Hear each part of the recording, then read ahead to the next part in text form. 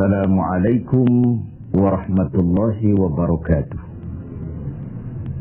Alhamdulillahi rabbil alamin. Wassalatu wassalamu ala asyrafil anbiya'i wal mursalin Sayyidina Muhammadin wa ala alihi wa sahbihi ajma'in. Amma ba'du. Saudara-saudara sebangsa, setanah air dan sekeyakinan yang berbahagia. Data-data terakhir yang sampai kepada kita membuat kita sebagai bangsa semakin prihatin. Walaupun tentu tidak membuat kita jadi pesimis, seraya kita tetap memberikan penghormatan dan penghargaan kepada upaya-upaya yang telah dilakukan oleh pemerintah kita. Data itu adalah 3/5 dari jumlah penduduk kita hidup di bawah garis kemiskinan. Ini artinya apa? 60% dari 210 juta rakyat kita hidup di bawah garis kemiskinan dan 20% diantaranya dalam kemiskinan mutlak. Berbagai macam komentar orang. Ada yang tetap dalam alur rasional memberikan analisa kenapa dan mengapa ini terjadi. Ada yang berpendapat kurang kompaknya tim ekonomi kita. Ada yang bilang karena korupsi masih merajalela. Ada yang bilang rendahnya upaya untuk law enforcement. Ada yang lebih cenderung mencari kambing hitam, menyalahkan masa lalu. Namun realitasnya kemiskinan itu tetap berjalan. Tetap berlangsung. Sementara kita harus melakukan upaya-upaya di dalam alur kebersamaan terhadap kondisi yang dihadapi oleh mayoritas bangsa kita ini. Pada jumpa ini saya ingin menyampaikan sebuah hadis yang diriwayatkan oleh Imam Al-Hakim. Rasulullah sallallahu alaihi wasallam bersabda, "Arba'un man kunna fihi nasyarallahu rahmatuh wa adkhalahu jannatuh." Ada 4 hal. Siapa saja yang mempunyai keempat hal ini, Allah akan pancarkan rahmat kepadanya. Allah akan pancarkan kasih sayang kepadanya dan dimasukkannya orang itu ke dalam surga.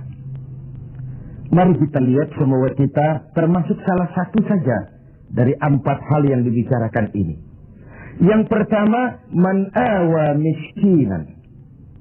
Orang yang memberikan perlindungan, memberikan tempat tinggal, menaungi orang-orang yang miskin. Allah melebihkan rizki sebagian kita dari yang lain, agar dalam hidup terjadi take and give.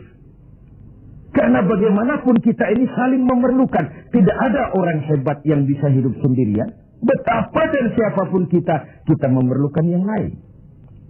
60% rakyat kita hidup di bawah garis kemiskinan dan bukan mereka punya mau.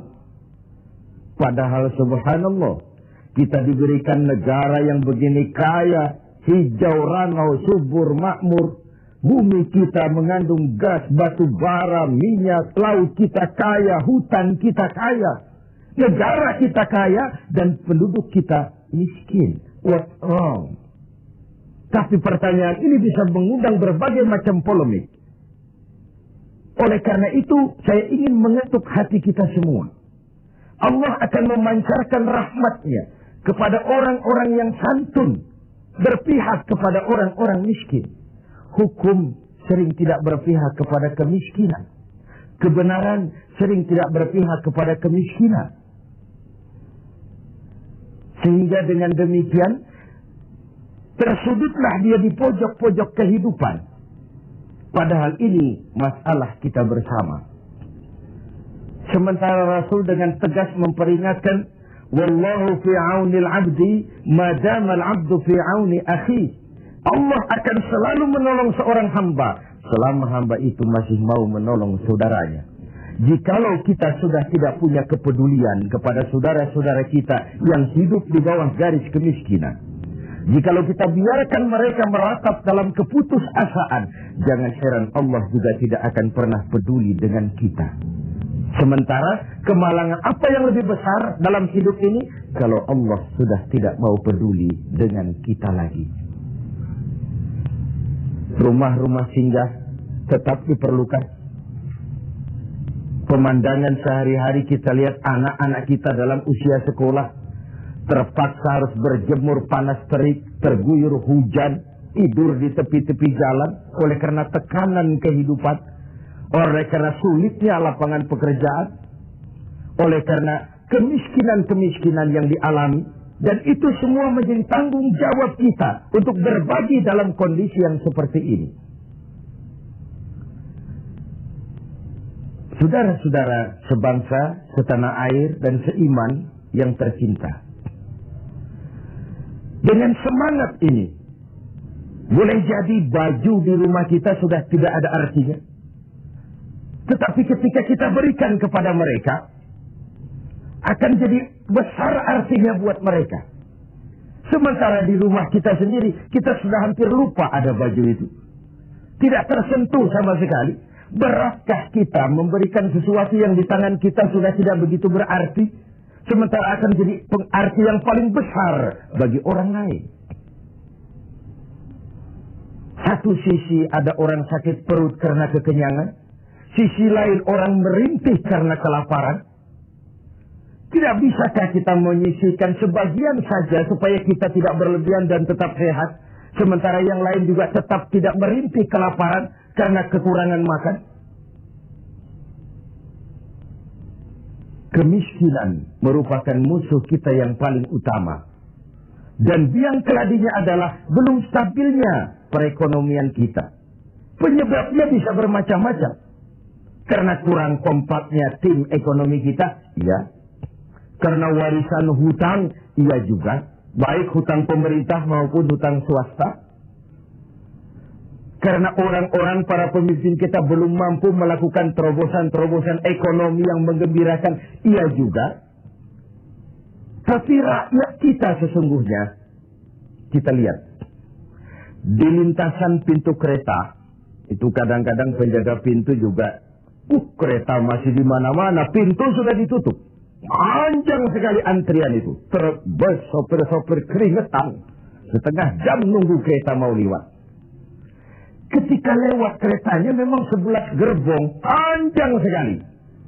Si sopir truk, si sopir bus, si kenek yang kekeringatan itu, pantas saja lama kita menunggu sampai keringetan. Keretanya yang lewat panjang betul.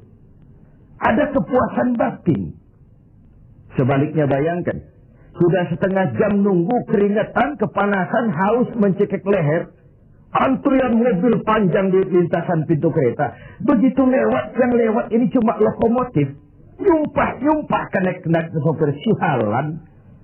Dikira apa setengah jam kita nunggu cuma begitu yang mau lewat. Ini artinya apa?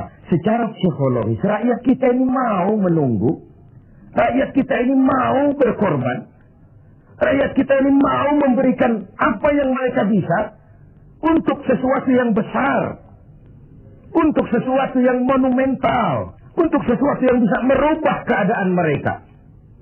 Jangan biarkan rakyat kita menunggu dengan kecewa karena begitu lama menunggu yang lewat cuma lokomotif. Cuma kepala kereta yang lewat. Mereka merasa penantian setengah jam sia-sia. Pengorbanan peras keringat, haus mencekik leher. Jadi konyol ketika yang lewat cuma sebuah lokomotif. Begitulah. Kadang kita masih terkontaminasi oleh pola lama. Sebagian dari pemimpin kita masih memandang bahwa jabatan itu fasilitas dan kekuasaan. Lebih celaka lagi bahwa jabatan adalah jalan pintas untuk menuju kaya. Merasa giliran. Kemarin kan giliran kamu, sekarang giliran saya. Sepanjang jabatan masih dianggap sebagai fasilitas dan kekuasaan, apalagi jalan pintas untuk menuju kaya, itu rampok. Negara sedang sakit. Ini musim kerja bakti. Pesta sudah selesai. Ini saatnya kita cuci piring. Kita Dalam artian seluruh komponen bangsa. Ya birokratnya, ya teknokratnya, ya ekonomnya, ya agamawannya, ya politisinya. Semua kita. Ini merupakan tanggung jawab kita secara bersama-sama. Man awa miskinan. Orang yang santun kepada orang-orang yang miskin. Memberikan tempat bernaung, tempat tinggal. Mendidik, memberikan kesempatan pendidikan kepada anak-anak mereka. Sehingga anak-anak itu, yang juga anak-anak kita, punya hak menatap hari esok dengan pasti. Punya hak menggantungkan harapan dan cita-cita. Seperti juga anak-anak lain punya harapan dan punya cita-cita. Marilah kita semua menyadari, hidup ini sebuah putaran menunggu giliran. Dan jabatan adalah amanah. Sementara menyia-nyiakan amanah adalah khianat. Lebih jauh dari itu, agama mengajarkan apapun yang kita miliki dalam hidup ini sebuah titipan. Harta titipan. Jabatan titipan. Ilmu pengetahuan titipan. Kalau titipan harus disikapi dengan dua. Pertama, titipan harus dijaga baik-baik. Masa ada orang datang ke rumah saya, Pak, saya titip mobil sebentar. Oh, silakan. Saat mobil diambil, kacanya pecah, bempernya penyok, rebannya kempes, knalpotnya hilang, marah yang punya. Saya cuma titip, kenapa tidak dijaga baik-baik? Begitulah Allah menitipkan jabatan kepada kita. Saat nanti diambil jabatan itu berlumur korupsi, berlumur kezaliman, tipu daya, trik, rekayasa. Tentu marah yang menitip ini. Kau harus bertanggung jawab. Ini kan titipan. Kenapa tidak dijaga baik-baik? Harta titipan. Malahan, kalau saudara diberikan ilmu, pertanyaan akhirat cuma satu. Ilmumu kau amalkan untuk apa? Diberikan kita usia yang panjang, pertanyaan akhirat juga cuma satu. Usiamu kau habiskan di mana? Tapi diberikan kita harta, pengadilan akhirat akan bertanya dua. Hartamu kau dapat dari mana, kau belanjakan kemana? Depan dan belakangnya ditanya, dari mana dan kemananya. Itu sebabnya Rasulullah berpesan, hasibu anfusakum qabla an tuhasabu. Hitung dirimu sebelum Allah yang menghitungnya. Dengan bahasa sekarang, kalau malam-malam ada baiknya kita putar film hidup kita ini. Sejak akil balik sampai sekarang, lihat adegan-adegan yang pernah kita lakukan. Oh, tanggal sekian, bulan tahun sekian, saya nyolong, saya korup. Tanggal sekian, bulan sekian, saya nempeleng orang tanpa alasan yang benar. Putar film itu. Apa target dari semuanya? Kalau ada adegan yang tidak pantas, sekarang ini kita masih bisa melakukan sensor. Taubat maksudnya, pemutihan. Ada suara yang kurang jelas, masih bisa dubbing. Ada alur cerita yang kurang utuh, masih bisa editing. Proses sensor, proses editing, proses dubbing masih dimungkinkan sekarang. Sekarang, di dunia ini. Kalau nanti di padang mahsyar Allah yang memutar film kehidupan kita, tidak akan ada waktu lagi untuk sensor, dubbing, editing, yang ada tinggal pertanggungan jawab. Dan hari itu seperti sering kita baca dalam surah Yasin, al-yawma nakhtimu ala afwahihim wa tukallimuna aydihim wa tashhadu arjuluhum bima kanu yaksibun. Mulut mereka kami gembok, tangan mereka akan laporan, dan kaki mereka akan memberikan kesaksian terhadap apa saja yang telah mereka lakukan. Jabatan adalah titipan. Dia harus dijaga baik-baik. Yang kedua, kalau titipan tidak boleh membuat orang arogan, sombong. Dititipi, sekadar dititipi kok sombong. Apa alasannya? Orang titip mobil ke rumah saya, yang punya mobil pergi, saya petatang-peteteng, membangga-banggakan. Ini mobil hebat, ini mobil mutakhir, ini mobil canggih. Mobil orang titip. Begitulah kita. ini jabatan, titipan. Kenapa harus sombong? Ini harta, titipan. Kenapa mesti sombong? Ini ilmu pengetahuan, titipan. Kenapa harus sombong? Titipan tidak perlu membuat kita jadi arogan. Bahkan kalau dia jabatan itu top. Kata orang Belanda, legend is louden. Memimpin adalah jalan menderita. Pemimpin adalah orang yang kesepian. Di dunia diikat dengan berbagai macam aturan. Di akhirat akan dibuka perkaranya yang besar-besar. Kesepian karena pada dasarnya pemimpin mengorbankan privasinya. Bahkan keluarganya. Seorang presiden, seorang wakil presiden tidak punya anak, tidak punya ibu, tidak punya bapak, tidak punya paman. Yang punya paman itu pribadinya. Kalau presiden punya anak, lalu anak-anaknya jadi warga negara kelas 1, ikut-ikut ngurus negara, kan ini penyakit kita. Biarkan pemimpin sebagai pemimpin. Karena memimpin adalah jalan menderita. Dan pemimpin pada umumnya orang-orang yang kesepian. Ini musim kerja bakti. Hanya dengan semangat kebersamaan. Ke atas saya mengingatkan. Ke bawah saya mengimbau. Mari kita berbagi rasa. Dengan saudara-saudara kita yang hidup di bawah garis kemiskinan. Karena bukan saja ini tanggung jawab nasional. Tapi juga tanggung jawab keagamaan. Seorang muslim baru sempurna imannya. Jikalau dia merasakan apa yang dirasakan oleh tetangga sebelahnya. Bahkan tidak sempurna iman kamu jikalau kau tidur dalam perut kenyang sementara tetanggamu merintih kelaparan. Belum sempurna imanmu. Begitu kepekaan Islam sampai iman dijadikan taruhan terhadap perbaikan nasib orang-orang miskin. Bukan sekadar sebuah slogan. Bukan sekadar sebuah simbol. Tapi sebuah realita kehidupan beragama. Tangan di atas lebih baik daripada tangan di bawah. Orang mukmin yang kuat lebih disukai Allah ketimbang orang mukmin yang lemah. Lemah ekonominya, lemah pendidikannya, lemah jaringan sosialnya, lemah kebudayaannya. Orang mukmin yang kuat lebih disukai Allah daripada orang-orang mukmin yang lemah. So, kalau kita dalam posisi itu, sekaranglah waktunya untuk berbuat. Jangan biarkan saudara-saudara kita merintih kelaparan. Anak-anak dalam usia sekolah terpaksa keleleran di jalan. Atau terpaksa harus kerja di bawah usia. Memang kadang kita berhadapan dengan siklus, lingkaran setan.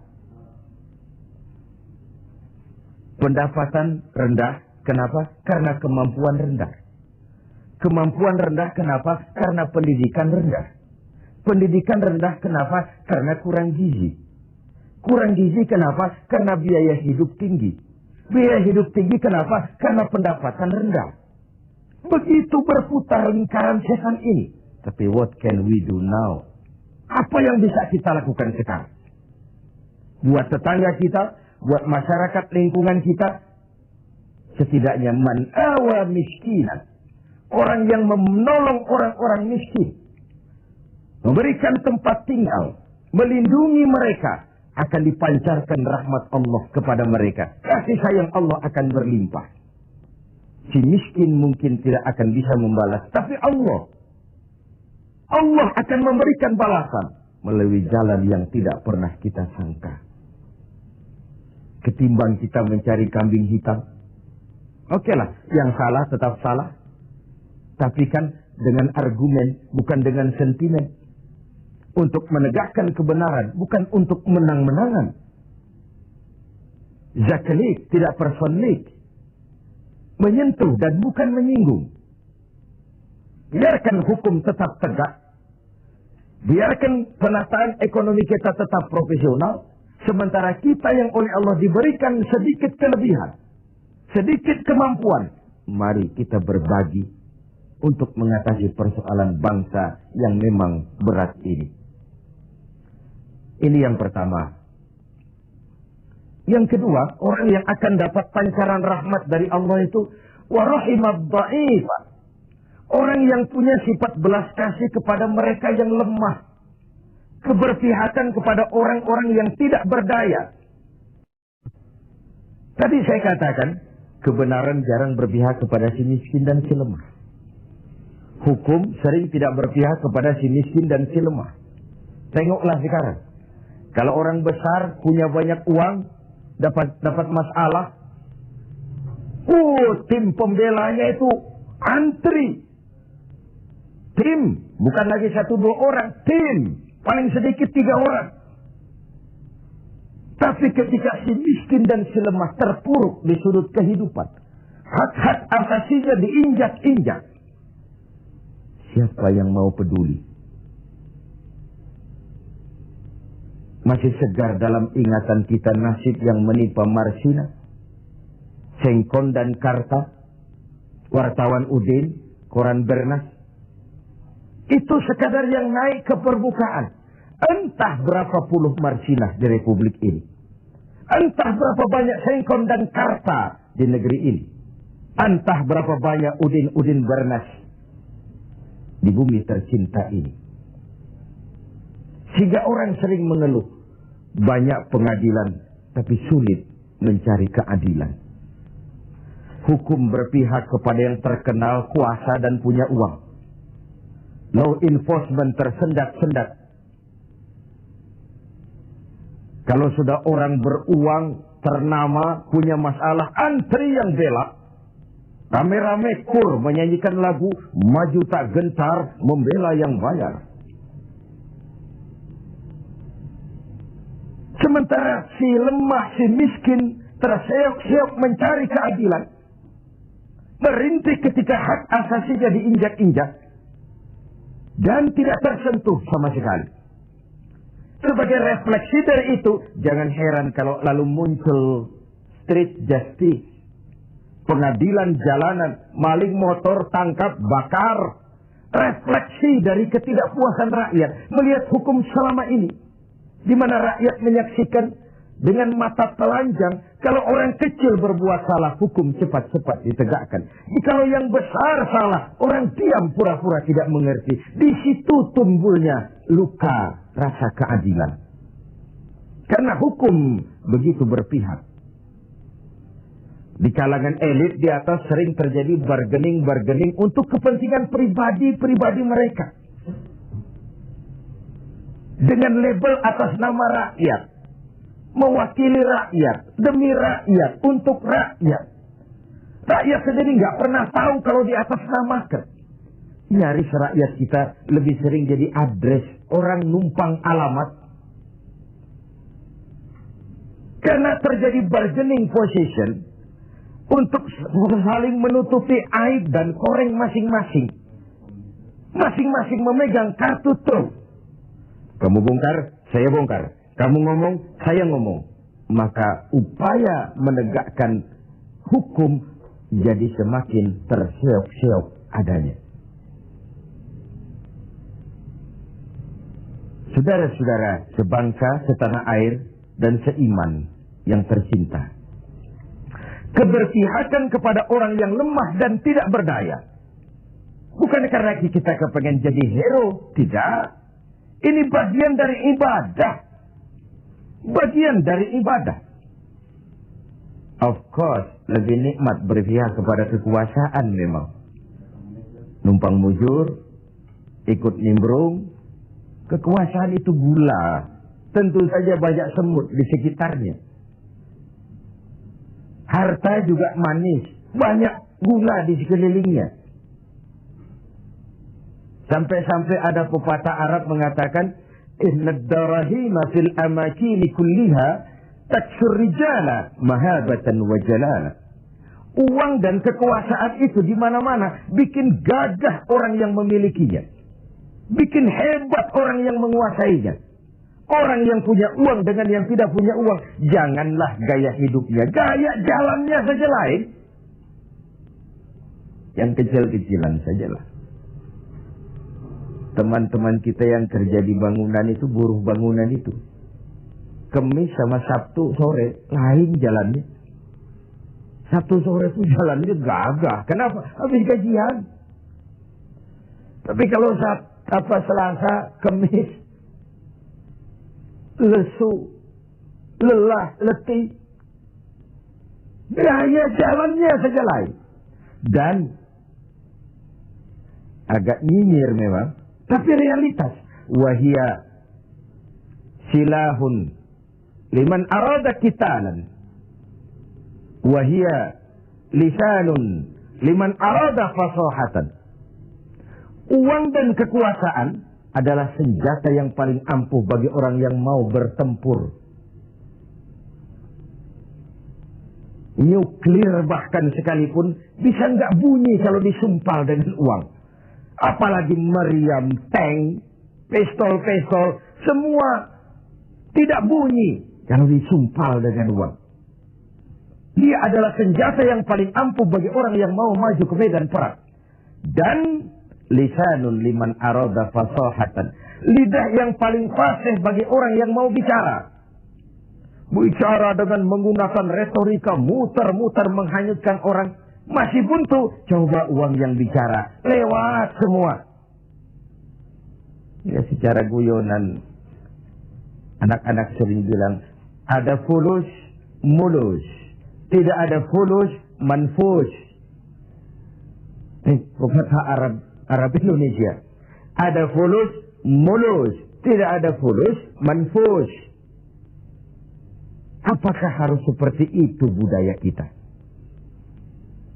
Mau dapat jabatan, setelah pendidikan harus bersaing.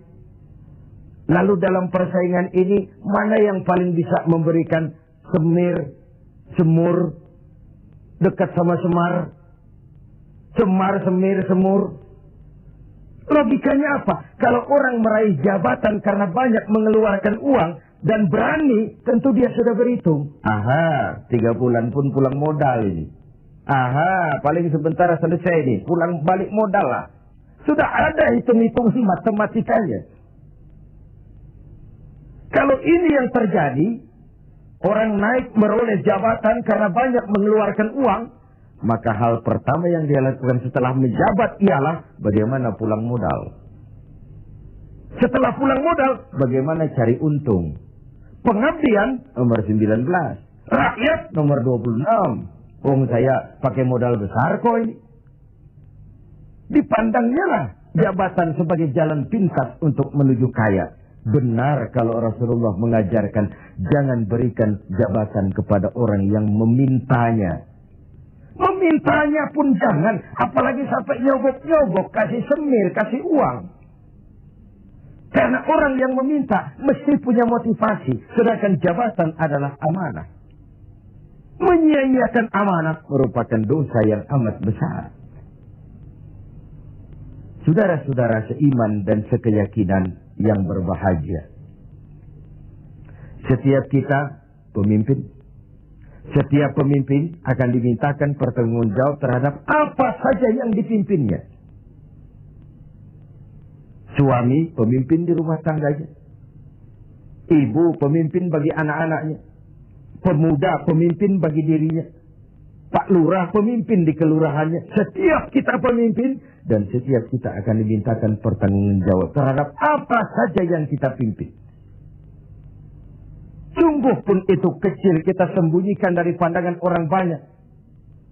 Namun Qadirabul Jalil maha mengetahui. Inilah etika otonom. Merasakan kehadiran Allah dekat dalam hidup.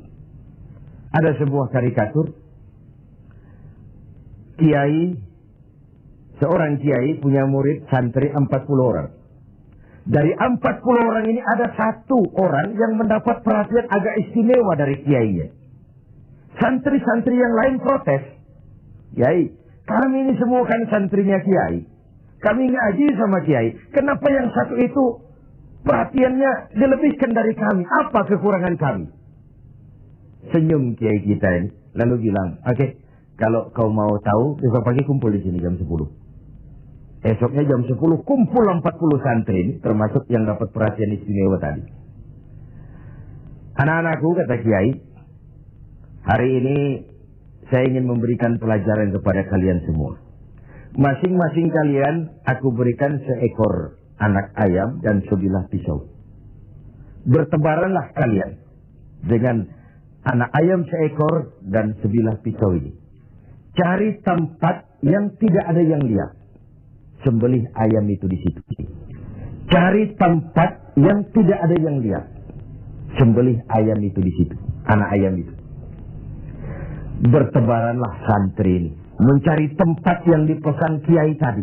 Cari tempat yang tidak ada yang lihat. Ada yang masuk ke dalam gua. Gelap, tengok kiri kanan, tidak ada orang. Potong anak ayamnya. Ada yang cari semak belukar. Oleh kiri kanan, tidak ada orang. Potong. Ada yang naik ke gunung tinggi. Ada yang ke tepian sungai. Macam-macam. Alhasil, pada waktu yang ditentukan berkumpullah ke 40 santri ini. Bagaimana? Tanya Pak Kiai kita. Lapor Kiai, sudah kami sembelih semua. Sudah semua, sudah. Majulah santri yang satu ini, yang dapat perhatian lebih ini. Saya Kiai, kenapa? Saya tidak bisa menyembelih anak ayam yang Kiai berikan tadi. Kenapa? Kenapa tidak kau sembelih? Tadi waktu mau berangkat Kiai pesan, cari tempat yang tidak ada yang lihat, sembelih anak ayam itu di sana. Saya sudah berusaha Kiai. Saya pergi ke gunung yang tinggi, ke lembah yang suram, ke semak belukar, ke hutan belantara, ke dalam gua bahkan. Tetapi kemanapun saya pergi, dimanapun saya berada, Allah tetap melihat Kiai.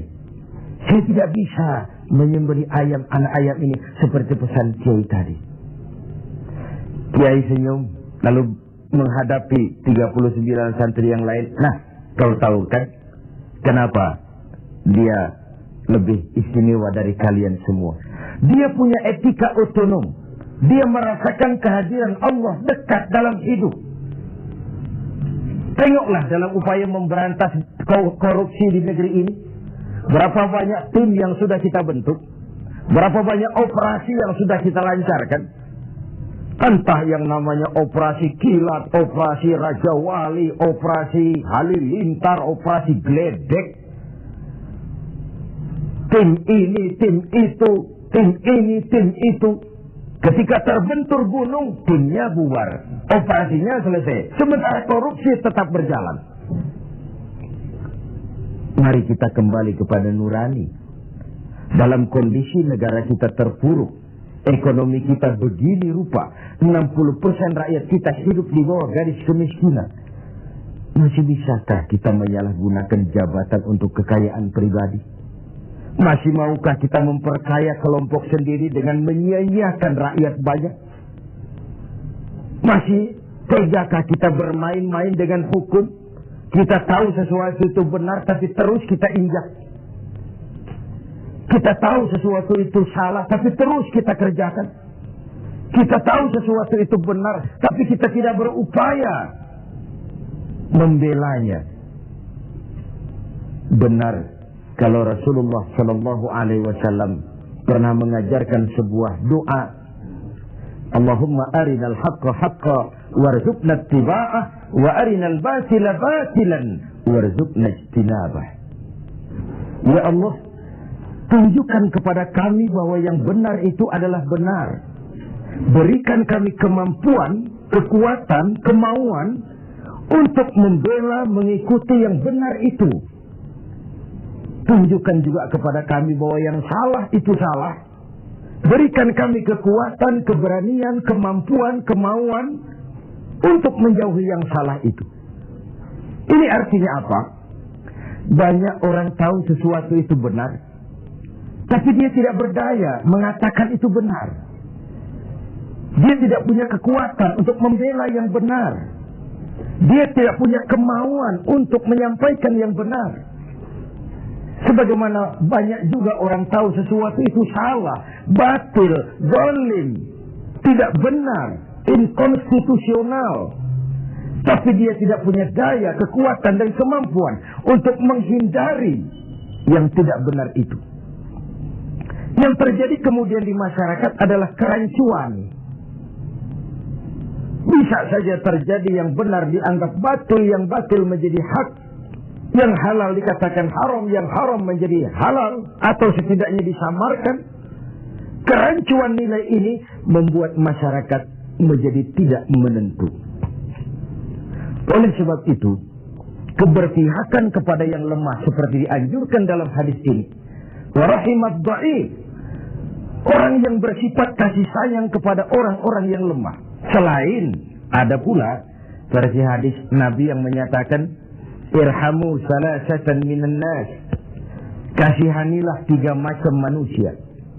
Dikasihani siapa? Pertama, azizan zalla, orang terhormat yang jatuh hina, pejabat tinggi yang pensiun, terkena post power syndrome. Itu kalau tidak kuat mentalnya, mengalami semacam frozen emotional attitude.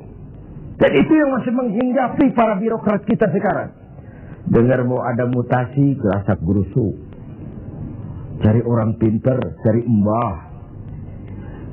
Sholatnya masih menghadap Allah, tapi urusan kayak begini cari orang pintar, cari mbah. Jadi iyyaka na'budu wa mbah nasta'in.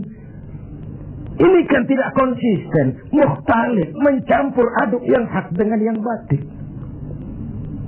Akhirnya segala macam cara diusahakan. Dia merawat jabatannya bukan dengan prestasi kerja yang baik, bukan dengan kondite karena memang melaksanakan tugas dengan sebagaimana mestinya, tapi banyak melakukan menyenangi atasan, suap sana, semir sini, semur situ. Azizan zalla, orang terhormat yang jatuh hina, terkena post power syndrome, tidak sadar hidup ini kok cuma nunggu giliran kan. Ada saat datang, ada waktu pergi, ada hari lahir, ada saat kembali, ada waktu dilantik, ada saat menyerahkan jabatan. Wa tilkal ayyamu nudawiluha bainan nas. Hari itu kami putar di antara manusia. Apa yang kekal? Yang tetap adalah perubahan. Perubahan itulah yang tetap itu. Ini yang pertama. Yang kedua, ghaniyan qad iftaqar, orang kaya yang jatuh miskin. Ini kalau tidak kuat mentalnya bisa gila. Hidup serba ada, sama dengan pejabat tinggi. Datang dihormati, kemana-mana dikawal, tiba-tiba pensiun, nongkrong di warung Tegal, nggak ada yang negor. Kalau tidak kuat mentalnya, dia bisa sableng. Orang kaya yang jatuh miskin, biasa hidup serba ada, serba mewah, serba uang. Tahu-tahu dihadapkan oleh kenyataan dia tidak punya apa-apa. Dia bukan apa-apa. Itulah sebabnya kalimat inna lillahi wa inna ilaihi raji'un bukan sebuah ucapan sekadar saat kita menghadapi musibah. Itu kesadaran batin yang paling tinggi dari seorang muslim. Segalanya datang dari Allah, segalanya akan kembali kepada Allah. Kalau satu saat saya harus melepaskan jabatan yang saya senangi, kenapa harus berat? Bukankah ketika terlahir dahulu tidak ada jabatan yang saya bawa? Kalau saya harus melepaskan harta yang saya miliki, kenapa saya harus berat? Bukankah ketika terlahir ke dunia ini tidak sesen pun uang yang saya bawa? Innalillah, segalanya dari Allah, segalanya akan kembali juga kepada Allah. Kesadaran moral yang paling tinggi, segalanya dari Allah, segalanya akan kembali kepada Allah. Lalu orang ketiga yang perlu dikasihani kata Nabi, faqihan yal'abu bihil juhal, ahli fikih, ahli hukum, ngerti syariat, tapi dipermainkan oleh orang bodoh yang kebetulan punya uang dan kekuasaan. Dan uang serta kekuasaan itulah yang jadi sponsor. Tolong carikan dalil supaya ini kelihatannya halal, paling tidak haram-haram dikit lah. Sibuklah si ahli fikih buka kitab, carikan dalil untuk menghalalkan yang haram itu. Tolong carikan alasan supaya ini boleh.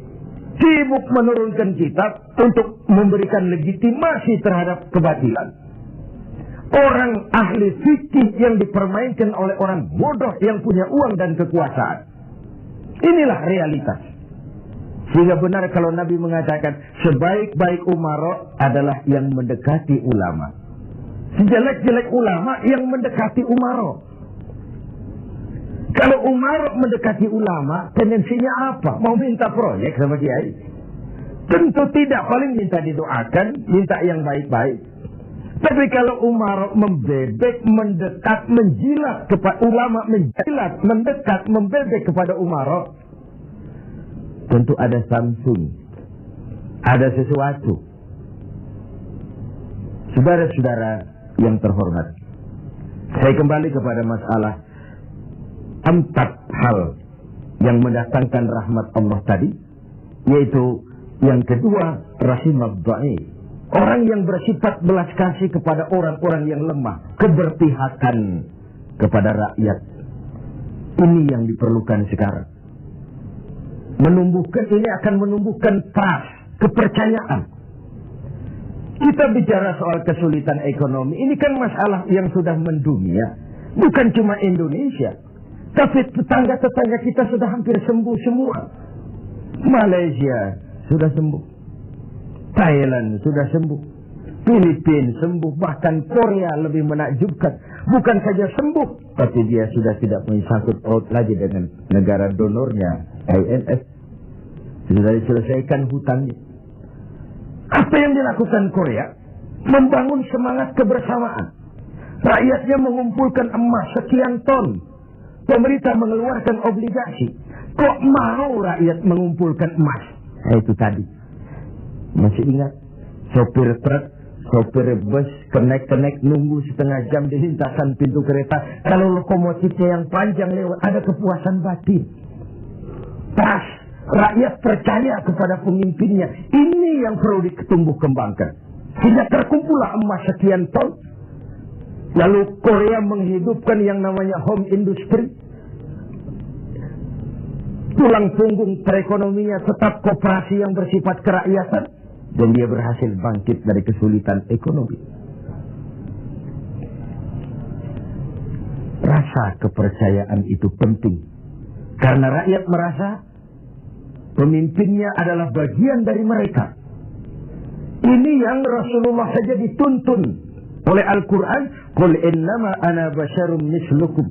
Katakan kepada mereka Muhammad, aku manusia seperti kau, seperti kalian semua. Apa artinya ini? Jangan menempatkan dirimu di atas yang lain. Jangan pemimpin mendatangi rakyat sebagai sosok penguasa, sebagai sosok malaikat, sebagai sosok sinterklas. Datanglah kepada rakyat sebagai bagian daripada rakyat itu sendiri. Saya tertarik dengan ungkapan Presiden Republik Rakyat Cina pada saat dilantik. Apa katanya? Berikan kepada saya 100 peti mati. Yang 99 akan saya gunakan untuk koruptor di negeri ini. Yang 1 akan saya pakai sendiri kalau kamu lihat saya tidak benar. Sebuah ungkapan yang menampilkan kesungguhan dan keteladanan. Siapkan 100 peti mati. Yang 99 untuk para koruptor di negeri ini. Yang 1 akan saya pakai sendiri kalau kamu lihat saya tidak benar. Sebuah negeri Cina yang nyaris ateis, komunis, mempunyai landasan moral yang begitu tinggi untuk memberantas korupsi, menciptakan pemerintah yang bersih dan berwibawa. Mengapa kita yang berpancasila, yang sila pertamanya ketuhanan yang Maha Esa, yang kita negara walaupun bukan negara agama tetapi negaranya orang beragama, mengapa kita lalu setengah hati terjebak pada bargaining cuma untuk melembagakan pribadi, kepentingan golongan paling tinggi, tapi tidak menyentuh kepentingan rakyat banyak. Satu hal yang patut kita renungkan. Saudara, kita teruskan kepada hal ketiga yang mendatangkan rahmat dari Allah itu apa? Wa rafiqa bil mamluk. Orang yang bersikap lemah lembut terhadap mamluk, hamba sahaya, mustad'afin, orang-orang yang tidak berdaya. Pembantu-pembantu di rumah kita sering kita anggap sebagai pembantu. Kita ora pati ngowong ke wong. Tidak memandang orang itu sebagai orang. Bukan sebagai anggota keluarga, tapi pure pembantu. Padahal dicucinya pakaian kita, dimasaknya makanan kita, dijaganya keamanan di rumah kita, di lapnya lantai rumah kita. Tidak dia mengeluh walau gaji kecil, hidup lebih banyak kurangnya daripada cukupnya. Yang dimaui dari hadis ini adalah keberpihakan kepada mustad'afin, golongan yang lemah, golongan yang tidak berdaya. Kita bisa bayangkan, hanya 2% saja dari jumlah penduduk Indonesia yang hidup dalam gaya yang begitu luar biasa, menikmati segala macam fasilitas. 98%-nya bergantung kepada yang 2% ini. Mereka yang owner, mereka yang menguasai uang, mereka yang terjebak dalam kredit yang triliunan. Bayangkan saja, ketika aset kita diberitakan 600 miliar di PPPN, tapi kemudian real cost yang sesungguhnya cuma 160 miliar. Terjadi 340 miliar yang di-markup sedemikian rupa. Begitu mudah orang mendapat fasilitas dengan semangat nasionalisme yang hampir tidak ada sama sekali. Ketika terjadi gonjang-ganjing di negeri ini, dengan berobatlah mereka berangkat ke luar negeri dengan segala macam lah. Lalu, what can we do? Apa yang bisa kita lakukan dalam kondisi seperti ini? Diperlukan tekad dan keteladanan. Tekad dari kita semua. Betapa seorang presiden Cina yang notabene adalah komunis punya ungkapan moral yang begitu tinggi ketika dia dilantik menjadi presiden. Saya ulangi lagi ungkapan ini karena memang menarik. Berikan aku 100 peti mati, yang 99 akan aku gunakan buat koruptor, yang satu aku pakai sendiri kalau kau lihat aku tidak benar. Ini kan senapas benar dengan pidato pelantikan Abu Bakar As-Siddiq, Umar Ibn Khattab. Kalau kau lihat aku benar, bantulah aku. Kalau kau lihat aku salah, tegurlah aku.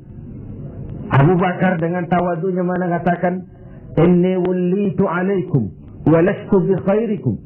Aku telah dipilih untuk memimpin kalian, padahal aku bukan orang yang terbaik di antara kalian. Kalau kau lihat aku benar, bantulah. Kalau kau lihat aku salah, tegur.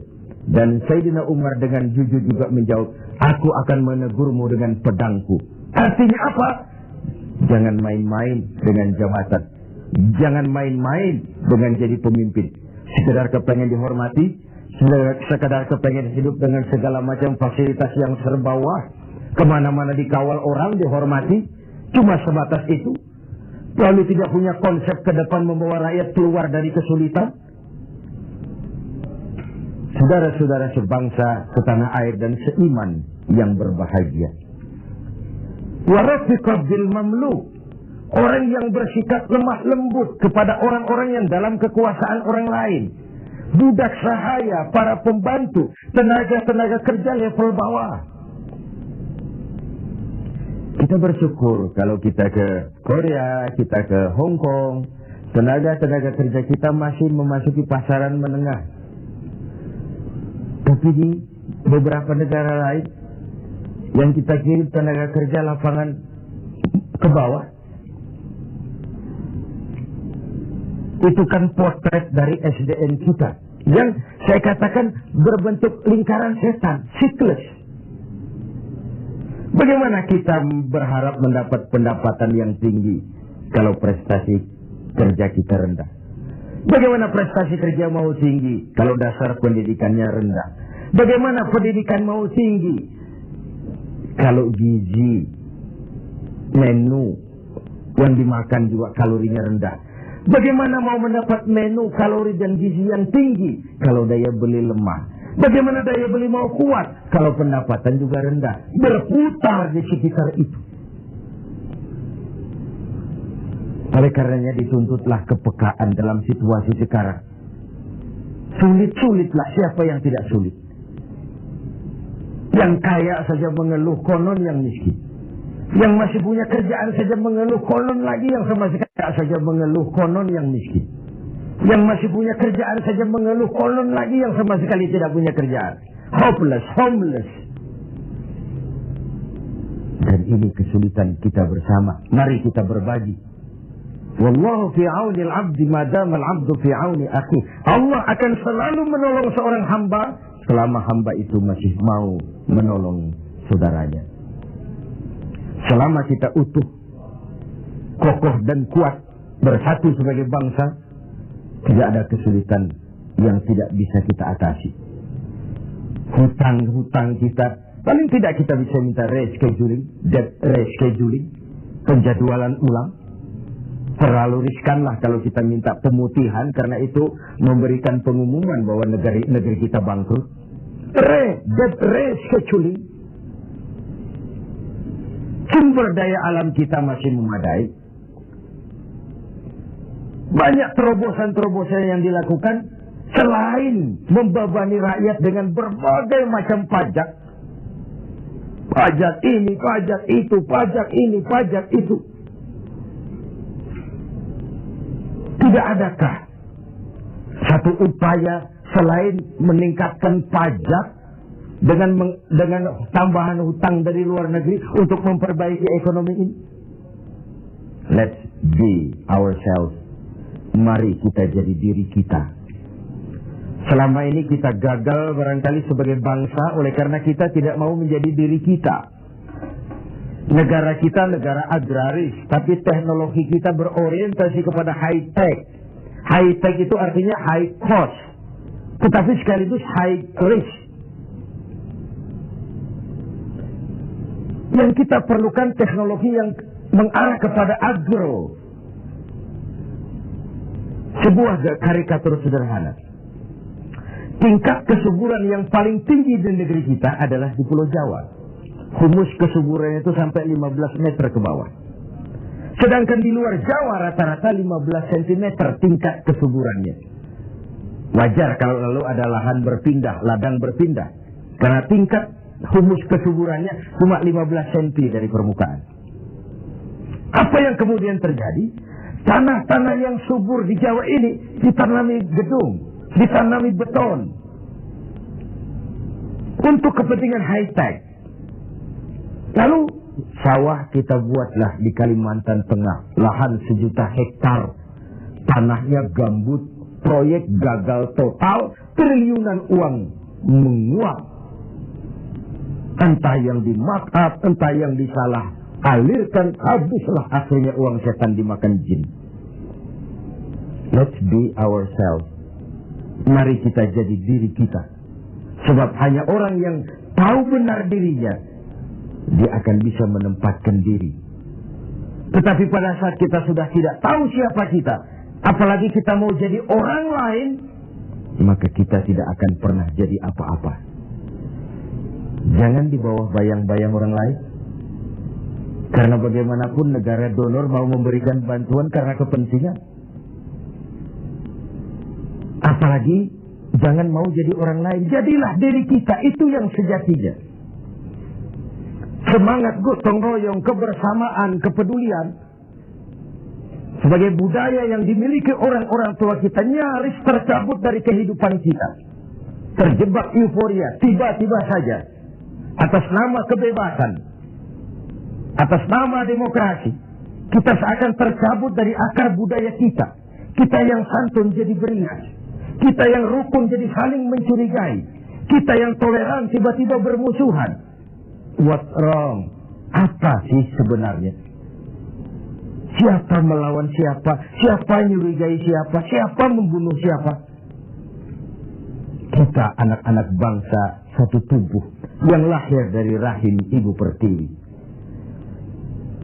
Pada layaknya menghadapi kesulitan-kesulitan seperti ini, kita bahu-membahu. Saya ingat almarhum Panglima Besar Sudirman punya ungkapan, tidak ada kemenangan kalau tidak ada kekuatan. Tidak ada kekuatan kalau tidak ada persatuan dan kesatuan.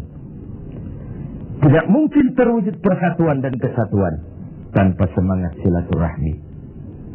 Mau menang kita keluar dari kesulitan besar ini, harus kuat.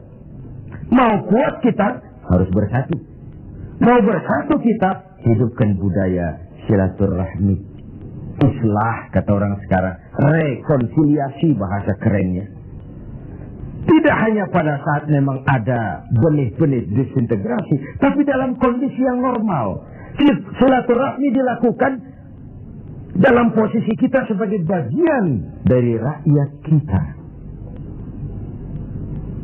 Rakyat memilih pemimpinnya bukan cuma untuk membuka, meresmikan, berkunjung, meresmikan, membuka, meresmikan, berkunjung. Rakyat memberikan amanah kepada kita untuk mengubah keadaan ini, membawa mereka ke arah kehidupan yang lebih pasti dan lebih baik. Saudara-saudara seiman, hal keempat, terakhir, yang mendatangkan rahmat dari Allah adalah wa anfaqa 'alal walidain. Orang yang membelanjakan hartanya untuk kedua orang tuanya. Pada skala yang makro, bagaimana generasi muda menghormati generasi tuanya. Satu hal yang pasti, orang-orang tua kita pernah muda, dari kita belum pernah tua. Artinya apa? Paling tidak kita bisa menimba pengalaman. Hidup adalah mata rantai yang berkaitan. Sebuah sukses besar mestilah berangkat dari hal-hal sebelumnya. Listrik yang ditemukan Thomas Alva Edison, mungkin tidak secanggih listrik sekarang. Tapi kapanpun orang bicara listrik, Thomas Edison juga yang kita ingat. Orang-orang tua kita yang telah berjasa membangun negeri ini dengan keringat, air mata, darah, dan nyawa. Hanya bangsa yang besar yang bisa menghargai para pahlawannya. Hanya generasi terhormat yang bisa menghormati orang-orang sebelumnya. Hidup mata rantai yang saling berkaitan. Betapapun hebatnya kita sekarang, kita tetap merupakan produk dari masa lalu. Itu pada skala makro. Pada skala mikronya, menghormati ibu bapak. Tidak ada bahagia bisa ditegakkan tanpa restu keduanya. Dalam hidup kita sering berziarah ke makam-makam yang kita anggap keramat. Tapi sadarkah kita, keramat hidup itu ada di rumah kita, ibu dan bapak kita. Doanya mustajab, sumpahnya pun manjur. Sehingga Nabi ingatkan, ridallah fi ridal walidain, wa suhtullah fi suhtul walidain. Ridho Allah dalam keridhaan ibu bapak, murka Allah juga dalam murka ibu dan bapak. Agama mengenal kisah Juraij. Budaya bangsa kita mengenal kisah Simalin Kundang. Sebuah potret, tidak ada bahagia bisa ditegakkan tanpa restu dari ibu dan bapak. Ada orang mengungkapkan, kalau orang tua kaya, anak jadi raja. Kalau anak yang kaya, orang tua sering jadi budak. Sukses anaknya di ibu kota, ayolah Pak ikut saja ke Jakarta, Ma ikut saja ke Jakarta. Sudahlah tinggal saja di rumah, diam saja, gak usah kerja apa-apa. Biasa di desa dengan segala aktivitas, begitu ke Jakarta diam, kan tak enak juga orang tua. Akhirnya mulai nyapu-nyapu halaman. Akhirnya tak enak lagi mulai bantu-bantu ngepel. Dan begitu seterusnya. Berapa banyak pun uang kita belanjakan untuk membahagiakan ibu dan bapak, tidak akan pernah sanggup menebus air susu ibu yang kita minum. Ayah yang pergi pagi pulang petang, peras keringat, banting tulang, kehujanan dan kepanasan untuk membesarkan dan mendidik kita supaya jadi orang. Sering setelah jadi orang, lupa kacang akan kulitnya. Saudara-saudara sebangsa dan setanah air yang berbahagia, mudah-mudahan 4 hal yang saya sampaikan pada hadis yang diriwayatkan oleh Al-Hakim ini menjadi sumbangan moral untuk lebih meningkatkan kepedulian dan ikut andil dalam memberikan solusi bagi bangsa dan negara tercinta ini. Jumpa lagi di lain kesempatan. Usikum wa nafsi bitaqwallah. Wassalamualaikum warahmatullahi wabarakatuh.